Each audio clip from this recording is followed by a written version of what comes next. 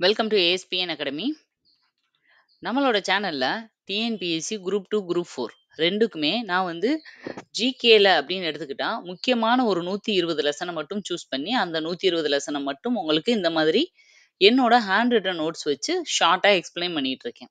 அதாவது ஒரு லெசன் வந்து உங்களுக்கு ஸ்கூல் புக்ல வந்து ரொம்ப பெருசா இருக்கும். அதை வந்து நீங்க வந்து எப்படி ஷார்ட்டா நோட்ஸ் எடுத்துக்கலாம் அப்படிங்கறத நீங்க இதை வச்சு ப்ராக்டிஸும் பண்ணிக்கலாம். என்னோடதுல பார்த்துட்டு ஒரு ஐடியா கிடைக்கும். நீங்க வந்து உங்களோட ஸ்டைல்ல நீங்க நோட்ஸா கன்வெர்ட் பண்ணி எழுதிக்கோங்க. அதே மாதிரி ஒரு வாட்டியாவது லெசன ஃபுல்லா ரீட் பண்ணாம நீங்க நோட்ஸ் எடுக்கக்கூடாது. சரியா? அந்த வீடியோவ பார்த்துட்டு இத மட்டும் நீங்க எடுத்துட்டு போற மாரி பண்ணாதீங்க. ஏன்னா, இதுக்கு முன்னாடி, பின்னாடி இருக்கிற கதைகள் எல்லாம் வந்து உங்களுக்கு புரியாம போயிரும். அதோட சேர்த்து படிக்கும்போது உங்களுக்கு இன்னும் இது நல்லா அண்டர்ஸ்டாண்டிங் ஆகும். ஒரு வாட்டி வீடியோ பார்த்துட்டு, நீங்க உங்களோட ஸ்கூல் புக்ல இந்த லெசன ஜஸ்ட் ஒரு தடவ ஒரே ஒரு தடவ கோ த்ரூ பண்ணுங்க. அதுக்கப்புறம் அதுல இருக்க முக்கியமான பாயிண்ட்ட மட்டும் இந்த மாதிரி நீங்க பிரிச்சு எழுதிக்கோங்க. நான் வந்து ஆல்ரெடி கிட்டத்தட்ட 70, 80 லெசனுக்கு வந்து இந்த மாதிரி முக்கியமான ஜிகே லெசன்ஸ்க்கெல்லாம் நான் நோட்ஸ் குடுத்துட்டேன். இதுக்கப்புறம் ரிமைனிங் இருக்கிற போர்ஷன்ஸையும் ரொம்ப ஷார்ட்டாவே ஒரு நாளைக்கு 2, 3 வீடியோஸ் கூட நான் அப்லோட் பண்ணி வேகமா முடிச்சுடுறேன். அதனால YouTubeல நம்மளோட சேனல ஃபாலோ பண்றவங்க இனிமேல் தாராளமா நம்மள வந்து இந்த ஜிகே ஃபாலோ பண்ணலாம். ஆல்ரெடி உங்களுக்கு தமிழுக்கு ஃபுல்லா நாங்க எப்பயோ கம்ப்ளீட் பண்ணி முடிச்சுட்டேன். குரூப் 4க்கு ரிவிஷனுக்கும் முன்னாடியே முடிச்சுட்டேன். மேத்ஸுக்கு அதே மாதிரி கரண்ட் அஃபேர்ஸ் எல்லாத்துக்கும் நம்மளோட சேனல்ல உங்களுக்கு வீடியோஸ் அவைலபிளா இருக்கு. கரண்ட் அஃபேர்ஸ் ஒவ்வொரு மந்த்துக்குமே நாங்க 3 பார்ட் ரிலீஸ் பண்ணியிருப்பேன். 1ஆம் தேதியிலேருந்து 10ஆம் தேதி வரைக்கும் 10 டூ திரும்ப 11 டூ 20, 21 டூ 30 அந்த மாதிரி ஒரு மாசத்துக்கே 3 வீடியோ உங்களுக்கு வந்து நாங்க போட்டிருக்கோம். செக் பண்ணாதவங்க பார்த்துக்கோங்க. ரிமைனிங் இதெல்லாம் அப்லோட் பண்ணிக்கிட்டே இருப்போம் இனிமேல். ஓகேவா? அதே மாதிரி உங்களுக்கு மேத்ஸுக்குன்னு எடுத்துக்கிட்டீங்கன்னா, மேத்ஸுக்கு வந்து ஒவ்வொரு தலைப்புக்கும் உங்களுக்கு பேசிக் டாபிக்ல இருந்து டஃப்பான டாபிக் வரைக்கும் உங்களுக்கு எல்லா டாபிக்குமே டீட்டெயிலா எக்ஸ்பிளைன் பண்ணியிருப்பேன். எனக்கு தெரிஞ்சு வந்து குரூப் 2, குரூப் 4க்கு மேத்ஸ் வந்து நீங்க டாபிக் வைஸ் பார்க்குறது தான் பெஸ்ட்டு. அதனால அந்த டாபிக் வைஸா உங்களுக்கு கம்ப்ளீட்டா அதுல என்னென்ன மாடல்லாம் இருக்க சான்சஸ் இருக்கோ எல்லாமே கம்ப்ளீட் பண்ணியிருக்கேன். நானே வந்து ஒவ்வொரு சமயம் எக்ஸ்பிளைன் பண்ணியிருப்பேன். நீங்க நம்மளோட சேனல்ல பிளேலிஸ்ட்ல போய் பாருங்க. உங்களுக்கு புரியும். தமிழும் அதே மாதிரி புது புக்லயும், பழைய புக்லயும் இருக்கிற குறிப்புகள்லாம் தாண்டி, கூடுதலா என்னென்னலாம் நீங்க படிக்கணுன்றத ஒவ்வொரு தலைப்பிலயுமே நான் ஆட் பண்ணியிருக்கேன். அதே மாதிரி ஜிகேவுக்கும், கரண்ட் அஃபேர்ஸுக்கும், மேத்ஸுக்கும் இதெல்லாம் இந்த சிலபஸ்ஸு, ஸ்கூல் புக்கெல்லாம் தாண்டி, நீங்களா எக்ஸ்ட்ராவா என்னென்ன படிக்கணும் அப்படிங்கிறதையும் கூடுதல் குறிப்புகள்ன்ற பிளேலிஸ்ட்ல உங்களுக்கு ஆட் பண்ணிட்டே இருக்கேன். இது எல்லாமே நம்மளோட சேனல்ல பிளேலிஸ்ட்ல இருக்கு. அத பார்த்து நீங்க தாராளமா ஃபாலோ பண்ணி ஜிகேக்கு நோட்ஸ் எடுத்து வச்சுக்கலாம். தமிழுக்கு வந்து நீங்க வந்து அழகா நோட்ஸ் எடுத்து வச்சுக்கலாம். அதனால நம்ம இதுல ஃபாலோ பண்ணி இருக்கிற இந்த ஜிகே நான் என்னென்னலாம் அப்லோட் பண்ணியிருக்கனோ, பாலிட்டி, ஹிஸ்டரி, ஐஎன்எம் அப்படின்னு போட்டு போட்டு நானு அந்தந்த பிளேலிஸ்ட்ல அப்லோட் பண்ணியிருப்பேன். அந்தந்த பிளேலிஸ்ட்ல இருக்க லெசன்ஸ மட்டும் நீங்க படிச்சுட்டு போனால், தாராளமா குரூப் 2க்கும், குரூப் 4க்கும் போதுமானது. இத தெரிஞ்சுக்கோங்க. இப்ப இது எல்லாமே எனக்கு ஒரே இடத்துல வேணும். அ இதோட பிடிஎஃப் எனக்கு வேணும் அப்டின்னாலும், அதே மாதிரி பிளேலிஸ்ட் என்னால உள்ள போய் தேட முடியல. எனக்கு ஒரே இடத்துல கிடைச்சா நல்லா இருக்கும். இப்ப 120 லெசன்னா, 120 லெசனோட பிடிஎஃப் வீடியோ அங்கனயே இருக்கணும். தமிழ்னு போனா அங்கனயே ஒவ்வொரு தலைப்புக்கும் பிடிஎஃப் வீடியோ இருக்கணும். இதெல்லாம் எப்படி படிக்கணுங்கிற பிளான் வேணும். ப்ரீவியஸ் இயர்க்கான கொஸ்டின்ஸ் வேணும். மேத்ஸுக்கான நான் என்னோட ஹேண்ட் ரிட்டன் நோட்ஸ்ல எழுதுன நோட்ஸே வேணும் அப்டின்னாலும், கரண்ட் அஃபேர்ஸ் பிடிஎஃப் அதே மாதிரி side by side test practice இவ்வளவும் வேணும்னா, நம்மளுக்குன்னு தனியா ஒரு டெஸ்ட் பேட்ச் இருக்கு. அந்த டெஸ்ட் பேட்ச்ல நீங்க ஜாயின் பண்ணிக்கலாம். எல்லாமே சேர்ந்தது வந்து உங்களுக்கு ₹500ம். பிடிஎஃப் மட்டும் நான் எடுத்துக்கிறேன். வீடியோஸ் மட்டும் பார்த்துக்கிறேன். அந்த அக்சஸ் மட்டும் எனக்கு போதும். பிடிஎஃப் மட்டும் டவுன்லோட் பண்ணணும்னா, ₹200லயும் 2 பேக்கேஜ் போட்டிருக்கோம். உங்களுக்கு எது ஃபெசிலிட்டியோ, உங்களுக்கு எது கம்ஃபர்டபுளோ அத நீங்க எடுத்துக்கலாம். அதுக்கான டீட்டெயில் வீடியோ வந்து டிஸ்கிரிப்ஷன்ல இருக்கு. ஏதாவது டவுட்னாலும் நீங்க WhatsAppல எங்களுக்கு ஒரு நம்பர் நான் கீழ குடுத்துர்றேன். அந்த நம்பர்ல கான்டாக்ட் பண்ணுங்க. ஓகேவா? எல்லா டீட்டெயிலும் சொல்லிட்டேன்னு நெனைக்கிறேன். ஏன்னா ரொம்ப நாள் கழிச்சு நான் திரும்ப வந்து லெசன் வீடியோ போட வந்திருக்கேன். ஒரு வாட்டி ஷார்ட்டா சொல்லிர்லான்னு தான் இதெல்லாம் சொன்னேன். நம்ம இப்ப லெசனுக்குள்ள போகலாம். ஓகே. இந்தியாவில் நிர்வாக அமைப்பு. இது வந்து 12th பாலிட்டில இருக்க 6th லெசன். இதுக்கு முன்னாடி இருக்க லெசன் வரைக்கும் ஆல்ரெடி நான் போட்டுட்டேன். நீங்க பார்க்காதவங்க பார்த்துக்கோங்க. இப்ப இந்த லெசன் என்ன அப்டின்னா, இந்த லெசன்ல நம்ம இந்தியாவுல எப்படி நிர்வாக அமைப்பு, அதாவது ஸ்ட்ரக்சர் எப்படி இருக்கு? எப்படி வந்து அட்மினிஸ்ட்ரேஷன் நடக்குது? என்னென்ன அமைப்புகள்லாம் இருக்கு? எதுக்கு கீழ எது இயங்கிக்கிட்டு இருக்கு? இதுதான் இந்த லெசன்ல வரப்போது. இதுல வந்து பாயிண்ட்ஸ் ரொம்ப கம்மி தான். கான்செப்ட் வைஸ் இதுல ரொம்ப கம்மி தான். சும்மா ஸ்கூல்ல தான் புக் பக்கம் பக்கமா போட்டு வச்சிருப்பாங்க. ஓகேவா? சரி நம்ம பார்க்கலாம். ஃபர்ஸ்ட் பாருங்க, நம்ம இந்திய அரசாங்கம். அதுக்கு கீழ மாநில அரசாங்கங்கள் வரும். அந்த மாநிலத்துக்குள்ள மண்டலங்களா பிரிச்சிருப்பாங்க. அதுக்கப்புறம் அந்த மண்டலங்கள மாவட்டங்களா பிரிச்சிருப்பாங்க. ஃபர்ஸ்ட்லாம் மாநிலத்துக்குள்ள மாவட்டங்கள் தான் இருக்கும் மேக்ஸிமம். ஆனா, இப்போ அந்த மாவட்டத்தையும் மண்டலமா பிரிச்சிருக்காங்க. இப்ப லேட்டஸ்ட்டா நெறைய பேரோட ஊர் எல்லாமே பிரிஞ்சு வந்திருக்கும். மாவட்டம் இந்த மாவட்டமா இருக்கும். ஆனா, நம்ம ஓட்டு போடும்போது வேற ஒரு தொகுதியில ஓட்டு போடுவோம். மண்டலம். இந்த மண்டலத்துக்குள்ள வருவோம் அப்படின்னு சொல்லுவாங்க. அந்த மாதிரி இந்த வகையில தான் பிரிச்சிருக்காங்க. இப்ப இந்த மாவட்டத்த எப்படி பிரிக்கிறாங்க? மாவட்டத்த தான் ஜில்லா பரிஷத்துன்னு சொல்லுவாங்க. நம்ம சின்ன பிள்ளைல எல்லாம் சொல்லுவாங்க, "நீ பெரிய ஜில்லா கலெக்டரா?" அப்படின்னு சொல்லுவாங்க இல்லையா? ஏன்னா ஒரு மாவட்டத்தோட தலைவர் யாரு? அந்த மாவட்ட ஆட்சியர். மாவட்ட ஆட்சியர்னா யாரு? Collector, IAS officer. அதனால தான் ஜில்லா கலெக்டர்ன்னுவாங்க. மாவட்டத்த தான் ஜில்லா பரிஷத் அப்படின்னு சொல்லுவாங்க. அடுத்தது இந்த மாவட்டத்த எப்படி பிரிக்கிறாங்க அப்படின்னா, வட்டங்கள், மாநகராட்சிகள், நகராட்சிகள், பேரூராட்சிகள். அந்த வட்டங்கள தான் தாசில்ன்னு சொல்லுவாங்க. வட்டாட்சியர தான் தாசில்தார் அப்படின்னு சொல்லுவோம் இல்லையா? அந்த மாதிரி. அ அந்த வட்டங்களுக்கு கீழ கிராமங்களும், கிராம பஞ்சாயத்தும் வந்துரும். இந்த பக்கம் இருக்கு இல்லையா? மாநகராட்சி, நகராட்சி, பேரூராட்சி. அது ஒவ்வொன்னுக்கும் என்ன பேருன்னு கீழ குடுத்துருக்காங்க பாருங்க. மகாநகர்பாலிகா, நகர்பாலிகா, அடுத்ததும் மகாநகர்பாலிகா தான். இது 2 விதமா எப்படி வேணாலும் சொல்லலாம். இப்ப இந்த மாநகராட்சி, நகராட்சி, பேரூராட்சி எல்லாம் வார்டுகளா பிரிச்சிருப்பாங்க. ஓகேவா? இதுதான் வந்து ஒரு பேசிக்கான ஸ்ட்ரக்சர். நம்ம எலக்ஷன் இதெல்லாம் அ ஒவ்வொரு ஊர்லயும் நம்ம ஓட்டு போடுறோம் இல்லையா? அந்த இத வச்சு நீங்க வந்து உங்களுக்கு இத கெஸ் பண்ண முடியும்னு நெனைக்கிறேன். அடுத்தது இந்தியாவின் ஒழுங்குமுறை ஆணையங்கள்.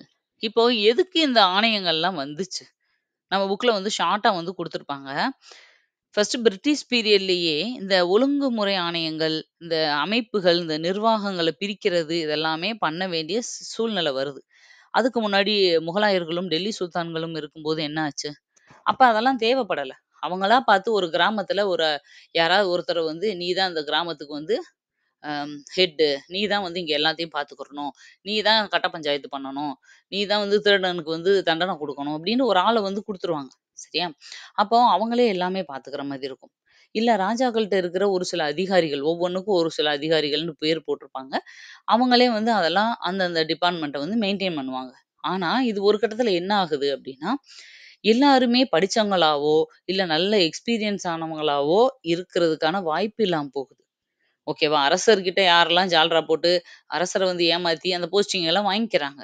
ஆனா, அந்த துறைய வந்து கரெக்ட்டா மெயின்டெயின் பண்ண அவங்களுக்கு தெரியல. அப்ப இது ஒரு பிரச்சனை ஆகுது. ஆகும்போது என்ன ஆகும்னா, ஒரு நாட்ட நிர்வாகம் பண்றதுக்கு ராஜாக்களுக்கே கஷ்டம் ஆகும் இல்லையா?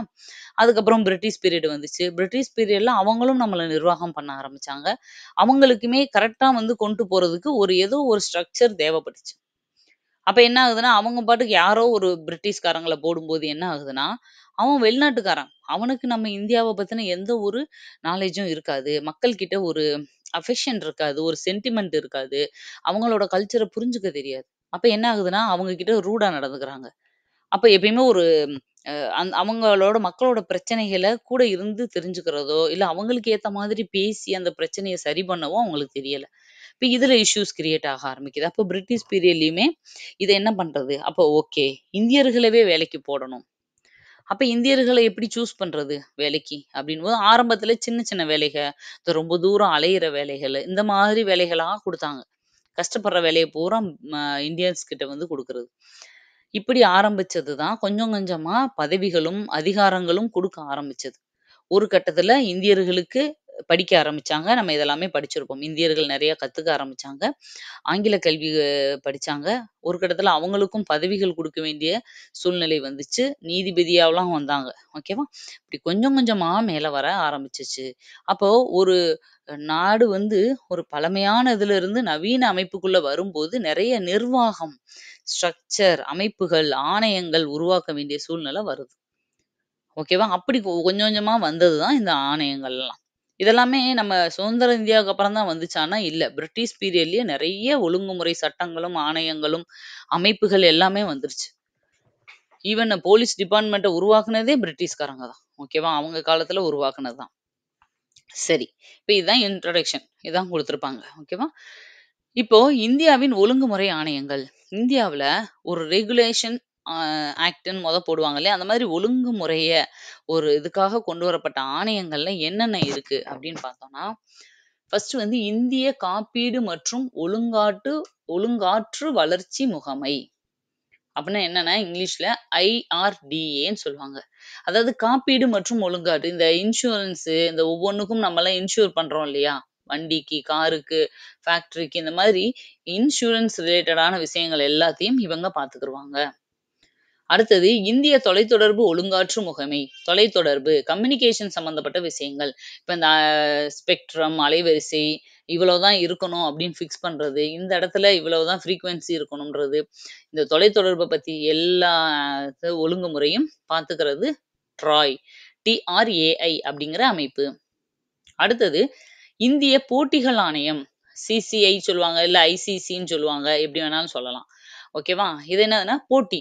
கிரிக்கெட் போட்டி நடத்துறது, பேட்மிண்டன் போட்டி நடத்துறது, ஒலிம்பிக் போட்டி இப்படி எல்லா போட்டிகளும். ஓகேவா? அந்த அத்லெட்டிக் ரிலேட்டடா இருக்கிற போட்டிகள், அது வேற இன்டோர் கேம்ஸாவும் இருக்கலாம். செஸ் இந்த மாதிரி. இந்த மாதிரி போட்டிகள் எல்லாம் நடத்துறதுக்குன்னே ஒரு ஆணையம். அடுத்தது ஓய்வூதிய நிதி ஒழுங்குமுறை மற்றும் வளர்ச்சி ஆணையம், PFRDA.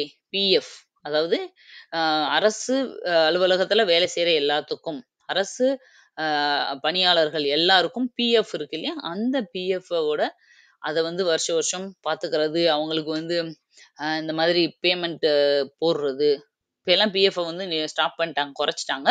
பட் பழைய வேலை பார்த்தவங்களுக்கு இப்பயும் பிஎஃப் கொடுத்துட்டு தானே இருக்காங்க. அதை வந்து சரி பண்றது எல்லாமே இவங்களோடது. அடுத்தது 5வது இந்திய பங்கு மற்றும் பரிவர்த்தனை வாரியம், செபி. ரொம்ப முக்கியமான அமைப்பு. இந்தியாவோட இந்த ஷேரு இந்த மாதிரி எல்லா விஷயங்களையும் பாத்துக்கிறது வந்து இவங்க தான். இதெல்லாம் இந்தியாவில் இருக்கிற முக்கியமான ஆணையங்கள். இது கண்டிப்பா இந்த 5 பத்தியும் நம்மளுக்கு தெரிஞ்சிருக்கணும். ஏதாவது ஒன்ன பத்தியாவது வருஷம் வருஷம் கொஸ்டின் கேட்டுட்டே தான் இருப்பாங்க. சரி, ஓகே. அடுத்தது இந்த நிர்வாகத்துல அமைச்சகம். அமைச்சர்கள் தான் முழுக்க முழுக்க நம்ம இதுல வந்து நாடாளுமன்றத்துல நம்ம நாட்டவே நிர்வகிச்சுக்கிட்டு இருக்காங்க. ஓகேவா? மக்களவை அமைச்சர்களோ இல்ல மாநிலங்களவை அமைச்சர்களோ. அப்போ வந்து அமைச்சகம் எப்படி இருக்கும்? அவங்க பாட்டுக்கு டெய்லி போவாங்க, மீட்டிங்ல உட்காந்து பேசுவாங்க, அப்படி எந்திரிச்சு வந்துருவாங்களா அப்படின்னா அது மட்டும் கிடையாது. அவங்களுக்குன்னு ஒரு கட்டமைப்பு இருக்கு. ஃபர்ஸ்ட் என்னன்னா அரசியல் தலைமை. அரசியல் தலைமைனா யாரு அப்படின்னா கேபினெட் மினிஸ்டர்ஸ். அமைச்சகத்துல ஹெட் யாருன்னா மினிஸ்டர்ஸ்லயே முக்கியமானவங்களை தான் கேபினெட் மினிஸ்டர்ஸ்னு சொல்லுவாங்க. இப்ப நம்ம அவர் மோடி கிட்ட வந்து கூட இருக்கிறது யாராரு? ரொம்ப க்ளோஸா இருப்பாங்க. இவங்க எல்லாமே எப்பயுமே அவங்க எங்க போனாலும் கூடயே இருப்பாங்க. நிர்மலா சீதாராமன், அமித்ஷா, ராஜ்நாத் சிங் பாதுகாப்புத்துறை, இந்த மாதிரி முக்கியமான சில துறைகளை சேர்ந்தவங்களை கேபினெட் மினிஸ்டர்ஸா கூடயே வச்சிருப்பாங்க.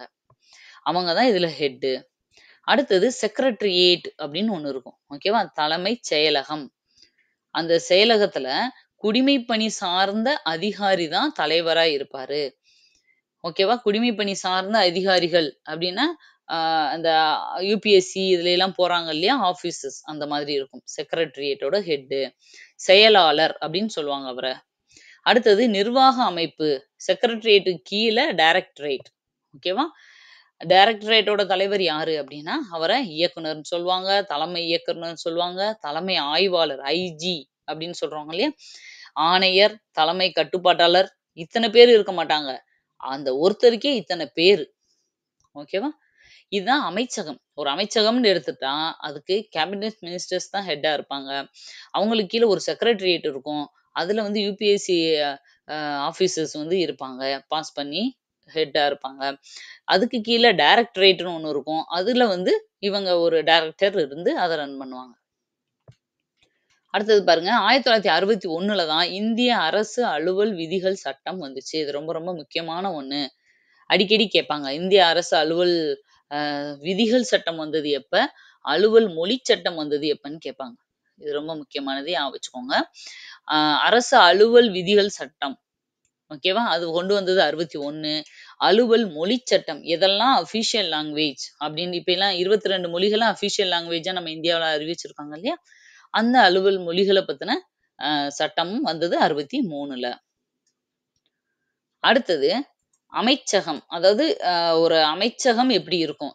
அவங்களுக்கு கீழே கீழே என்னென்ன இருக்கும் அப்படிங்கிறத இது வந்து ஒரு டேபுலர் காலம் மாதிரி நம்ம புக்ல வந்து கொடுத்துருப்பாங்க. இதை ஒரு வாட்டி பார்த்துக்கோங்க. அமைச்சகம், அவங்களுக்கு கீழே துறை. அந்த ஒவ்வொரு துறைக்கும் ஒரு செயலாளர் இருப்பாங்க. அந்த துறைக்கு கீழே துறையை சார்ந்த அமைச்சர், இந்த துறையை சார்ந்தன்னு சொல்லுவாங்க இல்லையா? அந்த மாதிரி ஒரு செயலாளர். அதுக்கு கீழ தொகுதிகள் இருக்கும். அந்த தொகுதிகள்ல இணைச் செயலாளர்கள் வந்து பார்த்துக்குவாங்க. தொகுதிக்கு கீழ பகுதி. அவங்க வந்து துணைச் செயலாளர்கள். ஃபர்ஸ்ட்டு இணை, 2வது துணை. அடுத்தது பகுதிகளுக்கு கீழ கிளைகள் இருக்கும். கீழ்நிலை செயலாளர்கள். அந்த கிளைக்கும் கீழ பிரிவு. அந்த பிரிவு அலுவலர்ன்னு சொல்லுவாங்க. ஓகேவா? இப்படிதான் வந்து ஆ ஸ்டெப் பை ஸ்டெப்பா கீழ கீழ ஆளுக வந்து இருப்பாங்க. அடுத்தது ஆர்டிகிள் 77. குடியரசுத் தலைவர் பல்வேறு அமைச்சகத்திற்கு பணியை ஒதுக்கீடும் செய்யும் அதிகாரம். ஆர்டிகிள் 77 என்ன சொல்லுது? ஒரு குடியரசுத் தலைவர் இந்த மாதிரி ஒவ்வொரு அமைச்சகம், ஒவ்வொரு துறையும் பிரிச்சு, அதுக்கு பணிகளை எப்படி ஒதுக்கீடு செய்றாரு, அதுக்கான அதிகாரம் அவருக்கு எப்படி வழங்கப்பட்டிருக்குன்றத சொல்றது தான் ஆர்டிகிள் 77. அடுத்தது பாருங்க, அமைச்சரவை செயலகம்னு ஒண்ணு இருக்கும்னு பார்த்தோம்ல, செக்ரட்டரியேட். அந்த செக்ரட்டரியேட்ல இருக்கிற முக்கியமான 3 பிரிவு என்ன? முக்கியமான 3 டிபார்ட்மெண்ட் என்ன அப்படின்னா, உள்ள போனாலே செக்ரட்டரியேட் வந்து பெருசா இருக்கும். ஒவ்வொன்னும் ஒரு டிபார்ட்மெண்ட்டா பிரிஞ்சு இருக்கும். ஓகேவா? ஃபர்ஸ்ட்டு குடிமை பிரிவு. மத்திய அரசின் ஆலோசனை மற்றும் உதவி பிரிவு. மத்திய அரசுக்கு ரொம்ப க்ளோஸா ஆலோசனை வழங்குறதுக்கும், உதவி செய்றதுக்கும் இருக்கிற பிரிவு தான் இந்த குடிமை பிரிவு. சிவில் செக்ஷன் அப்படின்னு சொல்லுவாங்க இல்லையா? அந்த மாதிரி. அடுத்தது ராணுவ பிரிவு.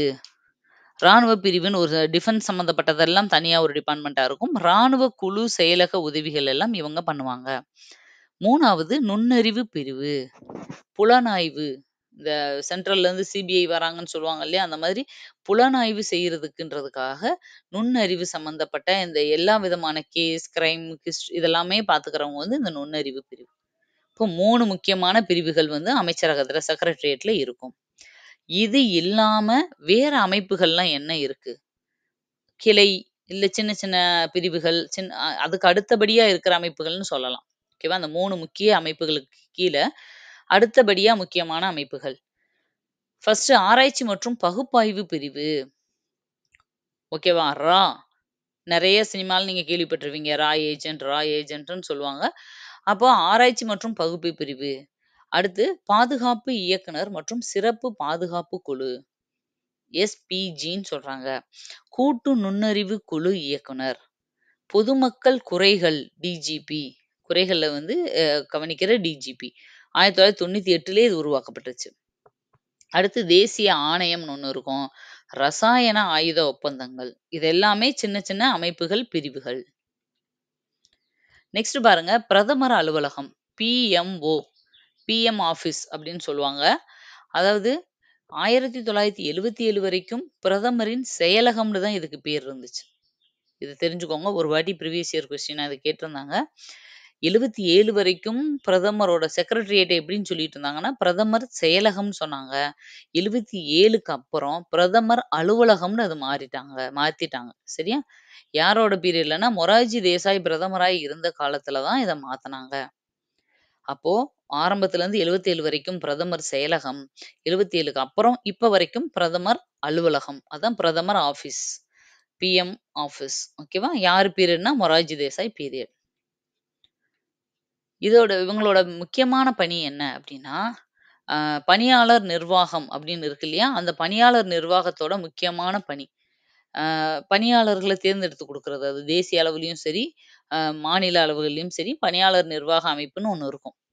அவங்களுக்கு என்ன வேலை அப்டின்னா, மனித வளத்தினை திறம்பட பயன்படுத்தி, நிறுவனத்தின் நோக்கங்களை திட்டமிட்டபடி அடைவதாகும். இப்ப ஏதோ ஒரு அமைப்பு. இப்ப ஸ்கூல், காலேஜுகள்லாம் டீச்சர்ஸ் செலக்ட் பண்றாங்களா? அதுக்கேத்த மாதிரி எக்ஸாம்ஸ் கண்டக்ட் பண்ணி, அதுக்கேத்த மாதிரி எக்ஸ்பீரியன்ஸ் ஆனவங்கள எடுத்து போட வேண்டியது அவங்களோட வேலை. டிஆர்பியா 11த், 12த்துக்கு ஏத்தாப்புல எடுக்கணும்.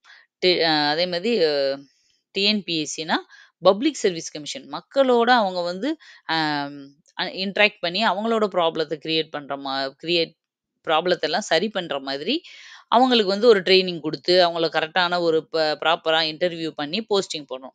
இந்த மாதிரி வேலைகள செய்றது தான் பணியாளர் நிர்வாகம். ஏன் இத பண்ணணும்? கண்டிப்பா வேலை குடுக்கணுமா? மனிதர்களுக்குன்னா, வேலையில்லா திண்டாட்டம் இருந்தாலே அந்த நாடு முன்னேறாது. ஓகேவா? ஒருத்தர் வேலை பார்த்தா மட்டும் தான், அந்த நாட்டோட மொத்த அ ஜிடிபி இன்கிரீஸ் ஆகும். ஓகேவா?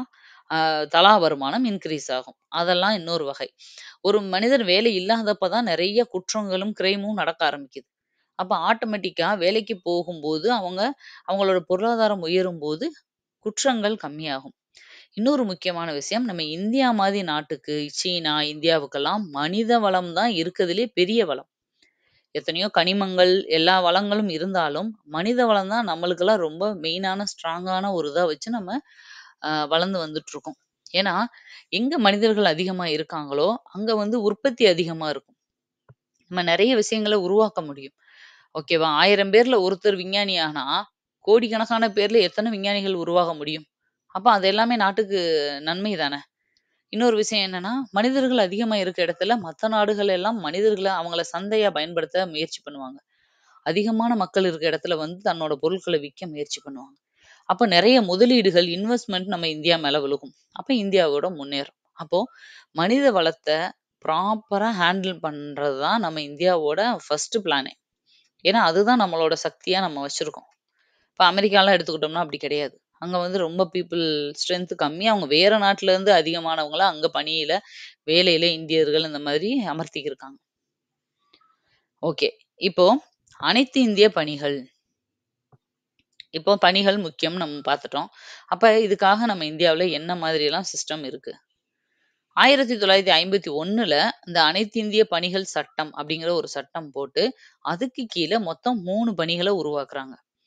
அதுதான் ஐஏஎஸ், ஐபிஎஸ், ஐஎஃப்எஸ். ஐஏஎஸ்னா இந்திய ஆட்சிப்பணி, ஐபிஎஸ்னா இந்திய காவல் பணி, ஐஎஃப்எஸ்னா இந்திய வனப்பணி. Indian Administrative Service, Indian Police Service, Indian Forest Service. இன்னொரு ஐஎஃப்எஸும் இருக்கு. இந்தியன் ஃபாரின் சர்வீஸ்ன்னு அதையும் படிப்போம் இதுல. ஆனா இதுல மொத்தம் ஃபர்ஸ்ட் உருவாக்கும்போது அனைத்து இந்திய பணிகள் கீழ உருவாக்குனது மொத்தம் 3 தான். இப்ப இந்த குடிமை பணிகளுக்கான தேர்வு, சிவில் சர்வீஸ் எக்ஸாம்ஸ் எப்படி நடக்குது அப்படின்னா, 2 பேப்பர் இருக்கும் அதுல. சிசாட் அதாவது சிஎஸ்ஏடி அப்படிங்கிற ஒரு தகுதி தேர்வு இருக்கும். நம்மலாம் இப்ப எழுதுறோம்ல தமிழ்ல குவாலிஃபிகேஷன் எக்ஸாம் அப்படின்னு சொல்லி, அந்த மாதிரி மினிமம் 33% அதுல அவங்க ஸ்கோர் பண்ணி ஆகணும். டோட்டல் ஸ்கோர் வந்து 2025 மார்க்குக்கு அவங்க ஸ்கோர் பண்ண வேண்டியிருக்கும். புக் டேட்டா படி இது. இப்போ லேட்டஸ்ட்டா வந்து எதுவும் சேஞ்சஸ் பண்ணியிருக்காங்களான்னு தெரியாது. பட் நம்மளுக்கு புக் டேட்டா தெரிஞ்சா போதும். 2 வழிகள்ல வந்து போஸ்டிங் வந்து சூஸ் பண்ணுவாங்க. நேரடியாவும் நியமனம் இருக்கும். ஆல்ரெடி வேலை பார்த்துட்டு இருக்கவங்க ப்ரமோஷன் மூலமா மேல வருவாங்க. இப்போ நேரடியா ஒரு ஐஏஎஸ் ஆஃபீஸரும் செலக்ட் பண்ணுவாங்க. இப்ப இந்த வருஷம் வந்து 10 ஐஏஎஸ் ஆஃபீசர் தேவைப்படுதுன்னு வச்சுக்கோங்க. அப்போ ஆல்ரெடி அ கீழ் லெவல்ல இருந்து அவங்க ப்ரமோஷன் படி அடுத்து ஐஏஎஸ் ஆகுற மாதிரி ஒரு 8 பேர் இருக்காங்கன்னா, அந்த 8 பேரையும் ஐஏஎஸ்ஸா போட்டுட்டு, மிச்சம் இருக்க 2 போஸ்ட்டுக்கு தான் அந்த வருஷம் எடுப்பாங்க ஆளு. இந்த மாதிரி தான் ஒரு பக்கம் நேரடி நியமனமும் நடக்கும். இன்னொரு பக்கம் அந்த பணி உயர்வு மூலமாவும் அந்த இடத்த ஃபில் பண்ணுவாங்க. ஃபர்ஸ்ட் இப்ப ஐஏஎஸ் அப்படின்னு எடுத்துக்கிட்டா, இவர்களின் எஜமான் மாநில அரசு. ஏன்னா, இவங்க ஏதோ ஒரு ஸ்டேட்ல தான் அவங்கள வந்து போஸ்டிங் போடுவாங்க. எடுக்கிறது வந்து மத்திய அரசா இருந்தாலும் எக்ஸாம் வச்சு, ஆனா இவங்க போஸ்டிங்க எல்லாருமே எடுக்கிற எல்லாரையும் மத்திய அரசே நான் பார்லிமெண்ட்லயே வச்சுக்கிற முடியுமா? அவங்க எடுக்கிறதே யாருக்காக? ஒவ்வொரு ஸ்டேட்டையும் அங்க இருக்கிற முக்கியமானது எல்லாம் மேனேஜ் பண்றதுக்கு, அட்மினிஸ்ட்ரேஷன் பண்றதுக்கு தான். அப்போ மாநிலத்தில தான் இவங்க வேலை பார்ப்பாங்க. அதனால இவங்களோட எஜமான் மாநில அரசு தான். ஏன்னா, ஊதியம், அவங்களுக்கான பிஎஃப் எல்லாமே குடுக்க போறது மாநில அரசு தான். ஆனா, அவங்க யாருக்கு பயந்து வேலை செய்வாங்க? யாரோட கண்ட்ரோல்ல இருப்பாங்கன்னு பார்த்தா, மத்திய அரசோட கண்ட்ரோல்ல இருப்பாங்க. எப்படி? அவங்க மேல ஏதாவது ப்ராப்ளம்னா ஒழுங்கு நடவடிக்கை எடுக்கிற அதிகாரமும், அவங்க ஏதாவது பண்ணா அவங்க மேல அபராதம் விதிக்கும் அதிகாரமும் மத்திய அரசுக்கு தான் இருக்கு. ஓகேவா? அப்போ ஐஏஎஸ் அப்டின்னா, அவங்க வந்து வேலை பார்க்குறது, அவங்களுக்கு எஜமான், ஹெட்டு, ஊதியம், ஓய்வூதியம் குடுக்குறது எல்லாம் மாநில அரசு தான். ஆனா, அவங்க மேல ஆக்ஷன் எடுக்கிற அதிகாரம் மத்திய அரசுக்கு தான் இருக்கு. இத தெரிஞ்சுக்கோங்க. அவங்களோட பணிக்காலத்துல ஒரு தடவையாவது சென்ட்ரல் கவர்ன்மெண்ட்ல போய் அவங்க வேலை பார்க்குற மாதிரி ஒரு சிச்சுவேஷன் வரும். ஓகேவா? அடுத்தது ஐபிஎஸ். சுதந்திர காலகட்டத்திற்கு முன்பே தோன்றினது தான் இந்த ஐபிஎஸ் ஆஃபீஸ். ஐபிஎஸ் அப்படிங்கிற ஒரு இது. நான் தான் ஏற்கனவே சொன்னேன் இல்லையா? ஆக்சுவலா வந்து இது யாரு? வாரன் ஹேஸ்டிங்ஸ் 1772ல வாரன் ஹேஸ்டிங்ஸ் அப்படிங்கிறவரு அப்பயே இந்த காவல்துறை அப்படிங்கிற அமைப்ப உருவாக்கியிருப்பாரு. ஓகேவா? அதனால சுதந்திர காலத்துக்கு முன்னாடியே பிரிட்டிஷ் பீரியட்ல உருவான முதல் இது எதுன்னா ஐபிஎஸ். அப்பயும் கலெக்டர்ஸ்லாம் இருந்தாங்க. அவங்கலாம் என்னவா இருந்தாங்கன்னா, இந்த வரிகள், நிதிகள கலெக்ட் பண்ணி குடுக்குற ஒரு மணி கலெக்டரா அப்படிதான் இருந்தாங்க. இப்ப இருக்கிற கலெக்டருக்கு இருக்கிற மாரி கிடையாது அதிகாரம். ஆனா ஒரு பெரிய அதிகாரம் மிக்க ஒரு பணியா இருந்தது ஃபர்ஸ்ட்டு உருவானது எதுன்னா, ஐபிஎஸ் தான். மேக்ஸிமம் அதிகாரிகள் மாநிலத்திலேயே பணிபுரிகின்றன. ஏன்னா, இவங்களும் அதே மாதிரி தான். சென்ட்ரல் கவர்மெண்ட்ல எக்ஸாம் எழுதி செலக்ட் ஆனாலும், ஒவ்வொரு ஸ்டேட்ல, ஒவ்வொரு மாநிலத்தில அங்கங்க வேல போடுவாங்க. ஏன்னா, எல்லாருமே சென்ட்ரல்லே வேல பார்க்க முடியாது. சென்ட்ரல்ல அவ்வளோ போஸ்டிங்கும் இல்ல. ஓகேவா? அப்ப அவங்களோட வேல மாநிலங்கள்ல பிரிச்சு போடுவாங்க. இதுக்காக இவங்க 5 மாசம் பேசிக் ட்ரெய்னிங் எடுத்துக்கிறணும். அது எங்க நடக்கும் அப்டின்னா, 5 மாசம் பேசிக் ட்ரெய்னிங்க்கு அப்புறம் சர்தார் தேசிய காவல் பயிற்சி நிலையம், ஹைதராபாத்ல இருக்கிற சர்தார் பட்டேல் அப்படிங்கிற ஒரு சென்டர்ல தான் அதுக்கப்புறம் இவங்களுக்கு ட்ரெய்னிங் நடக்கும். அதுக்கப்புறம் 1 இயர் ட்ரெய்னிங்க முடிச்சதுக்கப்புறம் ஒரு எக்ஸாம் பாஸ் பண்ணணும் இவங்க. அந்த எக்ஸாம் பாஸ் பண்ணதுக்கு அப்புறம் டைரக்ட்டா ஐபிஎஸ்ஸா போட்டுருவாங்களான்னா, அப்படி இல்ல. உதவி காவல் கண்காணிப்பாளராக, அதாவது ஏஎஸ்பியா ஃபர்ஸ்ட்டு அவங்கள போடுவாங்க. அதுக்கப்புறம் கொஞ்சம் கொஞ்சமா தான் அவங்க ஐபிஎஸ் கிரேடுக்கு வருவாங்க. ஏன்னா, காலேஜ் டிகிரி முடிச்ச உடனே எக்ஸாம் எழுதி பாஸ் பண்ணிருவாங்க. எத்தனையோ பேரு. அவங்களுக்கு எக்ஸ்பீரியன்ஸே இருக்காது. ஏஜ் இருக்காது. கொஞ்ச நாள் அவங்க இந்த இதுல இருக்கும்போது ஆட்டோமேட்டிக்கா அவங்க எல்லாம் கத்துக்குவாங்க. அதுக்கப்புறம் அவங்களுக்கு ப்ரமோஷன்ல அந்த வேலை கிடைக்கும். மத்திய அரசின் கட்டுப்பாட்டின் கீழ தான் அதுவரைக்கும் அவங்க கண்ட்ரோல்ல இருப்பாங்க. அடுத்தது ஐஎஃப்எஸ். அதாவது விடுதலைக்கு பின்னர் உருவாக்கப்பட்ட ஒரே அனைத்திந்திய பணி இந்த ஐஎஃப்எஸ் தான். இது ரொம்ப ரொம்ப முக்கியமான ஒரு கொஸ்டினு. லாஸ்ட் இயர் கேட்டிருந்தாங்க. ஆம் 63 ஓகேவா? இந்திய விடுதலைக்கு பின்னர் உருவாக்கப்பட்ட பணி எது அப்படின்னு கேட்டிருந்தாங்க. அது ஐஎஃப்எஸ். 63ல போட்ட நாடாளுமன்ற சட்டத்தின் கீழ தான் இத கொண்டு வந்தாங்க. 2 நிலைகள் இருக்கும் இதுலயுமே. எழுத்துத் தேர்வு, நேர்முகத் தேர்வு. ரிட்டன் எக்ஸாம் எழுதிட்டு ஃபைனலா ஒரு இன்டர்வியூவும் அட்டெண்ட் பண்ணணும். அதான் வந்து இந்த எக்ஸாமோட பேட்டர்ன். கிட்டத்தட்ட இதுவும் சிவில் சர்வீஸ், குடிமைப் பணிகளுக்கு ஈக்குவலானது தான். 3 மாசம் பேசிக் ட்ரெய்னிங் முடிக்கணும். பேசிக் ட்ரெய்னிங் முடிஞ்சதுக்கு அப்புறம், அ டேராடூன்ல 2 வருஷம் ட்ரெய்னிங் எடுத்துக்கணும். ஓகேவா? அதுக்கப்புறம் ஒரு எக்ஸாம் வைப்பாங்க. அந்த எக்ஸாமையும் பாஸ் பண்ணணும். இதெல்லாம் முடிச்சதுக்கு அப்புறம் தான், மத்திய பணிகள்ல ஓராண்டு மாற்றுப் பணியாளராக, அதாவது சப்ஸ்டிடியூட். மாற்றுப் பணியாளர்னா யாரு? வேற ஆளுக்கு பதிலா, சும்மா டெம்பரவரியான்ற மாரி கொஞ்ச நாள் சப்ஸ்டிடியூட் மாரி ஒர்க் பண்ணிட்டு, அதுக்கப்புறம் அவங்களுக்குன்னு தனியா மாநிலங்களுக்கு பிரிச்சு போஸ்டிங் போடுவாங்க. ஓகேவா? இதுதான் வந்து இது. அடுத்தது நான் சொன்னேன் இல்லையா? இந்திய வெளியுறவு பணிகள் ஐஎஃப்எஸ். ஐஎஃப்எஸ்னா 2 இது இருக்குப்பா. இந்தியன் ஃபாரின் சர்வீஸ்ன்னு ஒண்ணு, இந்தியன் ஃபாரஸ்ட் சர்வீஸ்ன்னு ஒண்ணு. ஓகேவா? அதனால தமிழ்ல அதோட மீனிங்க பார்த்துட்டு அது எதுன்றத புரிஞ்சுக்கோங்க. இப்ப இந்த வெளியுறவு பணிகளும் யுபிஎஸ்சி கீழ தான் வருது.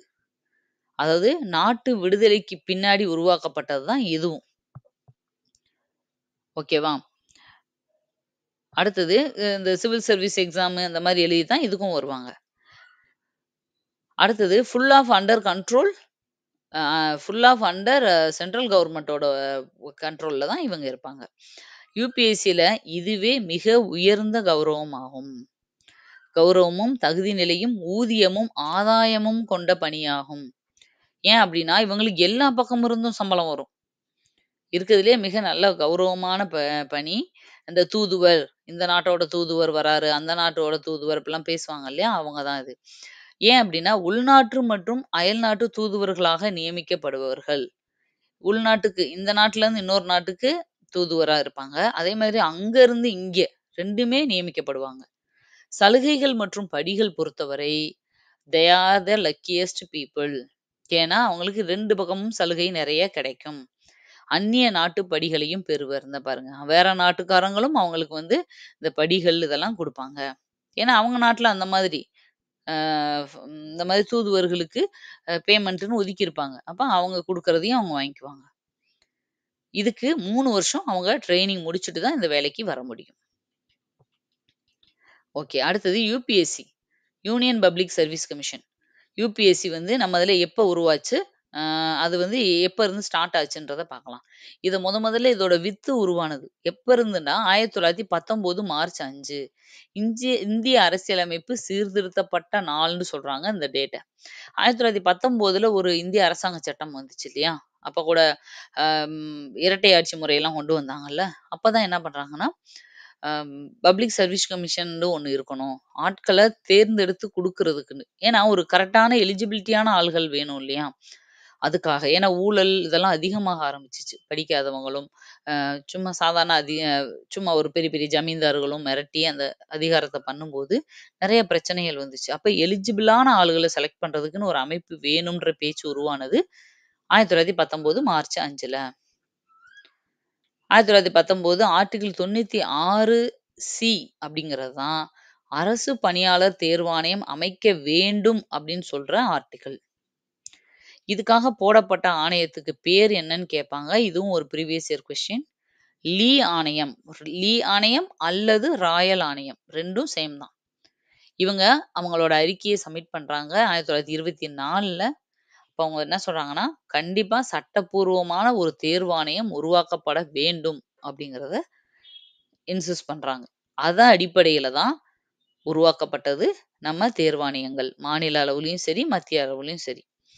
அதுக்கடுத்து நம்ம ஸ்கூல் புக்லயே வந்து ஒரு பெரிய டேப்லர் காலம் மாரி குடுத்துருப்பாங்க.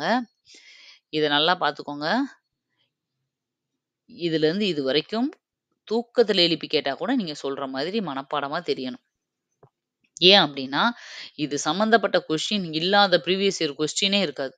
100 கொஸ்டின் நீங்க எடுத்து பார்த்தீங்கன்னா, 98 கொஸ்டின்ல இந்த கொஸ்டின் இது சம்மந்தப்பட்ட கொஸ்டின்ஸ் இருக்கும். ஒண்ணு மேட்ச் த ஃபாலோயிங்கா குடுத்துருப்பாங்க, இல்ல ஸ்டேட்மெண்ட்டா குடுத்துருப்பாங்க, ட்ரூ ஆர் ஃபால்ஸா குடுத்துருப்பாங்க. ஏதோ ஒரு வகையில இந்த யுப் அ அரசு பணியாளர் தேர்வாணையத்துக்கான ஆர்டிகிள் ஏதாவது ஒண்ண பத்தி வந்துரும். 315ல ஆரம்பிச்சு 23 வரைக்கும் இருக்கு. 315 என்ன சொல்லுது அப்டின்னா, ஒன்றிய மற்றும் மாநில அரசு பணியாளர் தேர்வாணையங்கள். மத்திய, மாநில. ஒன்றியனா மத்திய, மாநில. 316 வந்து அதுல உறுப்பினர்கள எப்படி நியமனம் பண்றது? அவங்களோட பதவிக்காலம் என்னன்னு சொல்லுது. 317 தேர்வாணைய உறுப்பினர்கள நீக்குறதும், இடைநீக்கம். முழுசா நீக்குறது. ஓகேவா? டிஸ்மிஸ் பண்றது எந்த சூழ்நிலையில. இடைநீக்கம்னா என்னன்னா, சஸ்பெண்ட் பண்றது. ஓகேவா? எந்த மாதிரி டைம்ல சஸ்பெண்ட் பண்ணணும் அப்படிங்கிறத சொல்றது 317. 318 வந்து தேர்வாணைய உறுப்பினர்களோட ஒழுங்குமுறைகளை உருவாக்குதல். அவங்களுக்குன்னு சர்டன் ரூல்ஸ் அண்ட் ரெகுலேஷன்ஸ் போடுவாங்க இல்லையா? அது வந்து இது. 319 வந்து நடவடிக்கைக்கு உள்ளாகும் உறுப்பினர்கள் பணி தொடர்வதை தடுத்தல். ஏதோ ஒரு கேஸு, ஒரு இது அவங்க மேல எஃப்ஐஆர் கம்ப்ளைண்ட் ஆகுது அப்படின்னா, அவங்க வந்து தொடர்ந்து வேலை செய்ய முடியாது. அதுக்கான தடை விதிச்சிருவாங்க இல்லையா? அத பத்தினது. 320 வந்து தேர்வாணையத்தோட பணிகள். ரொம்ப முக்கியம். அடுத்தது 21 தேர்வாணையத்தோட பணிகள விரிவாக்கம் செய்யும் அதிகாரம். இப்போ தேர்வாணையத்துல இதுதான் அப்படின்னு இருக்கும். அடுத்தடுத்து வர்ற வருஷங்கள்ல எதையாவது புதுசா சேர்க்கணும்னா, தாராளமா அவங்களே சேர்த்துக்கலாம். யாரோட பெர்மிஷனும் தேவையில்ல அப்படிங்கிற அதிகாரத்த குடுக்குறது தான் 321. 322 வந்து தேர்வாணையத்தோட செலவினங்கள். ஒவ்வொரு வருஷமும் அதுக்கான ஆகுற செலவுகள வந்து மெயின்டெயின் பண்றது. 323ன்றது தேர்வாணையத்தோட அறிக்கைகள். என்ன அறிக்கை சப்மிட் பண்ணுவாங்க? வருஷம் வருஷம் என்னென்ன எக்ஸாம் போட்டோம்? அதுல எவ்வளோ பேர செலக்ட் பண்ணோம்? எத்தன பேருக்கு போஸ்டிங் போட்டிருக்கோம்? அந்த மாதிரி விஷயங்கள் எல்லாத்தையும் அவங்க அறிக்கையா ஒவ்வொரு வருஷமும் சப்மிட் பண்ணுவாங்க. முதன் முறையா அரசு பணியாளர் தேர்வாணையம் உருவாக்கப்பட்டது எப்ப? 1/10/1926. இதுல ஒரு தலைவரும் 4 உறுப்பினர்களும் இருந்தாங்க. ஆரம்பத்துல முதல்ல ஸ்டார்ட் பண்ணும்போது. இதோட முதல் தலைவரா இருந்தவர் யாரு அப்டின்னா, சர் ராஸ் பார்க்கர் அப்படிங்கிறவர் தான் முதல் தலைவர். குரூப் 2 எக்ஸாம்ல நீங்க இன்டர்வியூ போஸ்ட்டுக்கு இந்த தடவ இன்டர்வியூ இல்ல. ஆனா அந்த போஸ்ட் பேரு குரூப் 2 போஸ்ட் இருக்கு இல்லையா? அதுக்கு மெயின்ஸ் வந்து நீங்க டிஸ்கிரிப்டிவ் டைப்ல எக்ஸாம் எழுத வேண்டி வரும். அந்த மாரி டைம்ல எல்லாம் இப்படியே குடுத்துருவாங்க. இதவே ஒரு கொஸ்டினா குடுப்பாங்க. மாநில அரசு பணியாளர் தேர்வாணையத்தை விவரி. இல்ல மத்திய அரசு பணியாளர் தேர்வாணையத்தை பற்றி விவரி. இல்ல மொத்தம் இந்த லெசன் இருக்கு இல்லையா? இந்தியாவில் அ நிர்வாக அமைப்பை விவரி அப்படின்னு. அப்ப இந்த இந்த லெசன் ரொம்ப முக்கியமானது. அதுவும் குரூப் 2 மெயின்ஸுக்கு ரொம்ப முக்கியமானது. அப்படியே இந்த இத ஷார்ட்டா நீங்க சுருக்கி ஒரு 15 மார்க்லயோ, 30 மார்க்லயோ எழுதுற மாரி இருக்கும். அதனால இந்த லெசன படிக்கும்போதே நீங்க ப்ராப்பரா படிச்சிருங்க. 1935ல வரப்பட்ட ஒரு இது மத்தியில கூட்டாட்சின்னு கொண்டு வந்தாங்க. 1900 இது தெரிஞ்சுக்கோங்க. 1919ல மாநிலங்கள்ல கூட்டாட்சி, இரட்டை ஆட்சி. ஓகேவா? மாநிலங்கள்ல இது கூட்டாட்சி. 1935 மத்தியில கூட்டாட்சின்னு கொண்டு வந்தது. அதுபடி மாநில அரசு பணியாளர் தேர்வாணையங்கள் உருவாக வலியுறுத்தியது இந்த இந்திய அரசு சட்டம். 37ல இத கூட்டாட்சி பணியாளர் தேர்வாணையமாக மாறியது.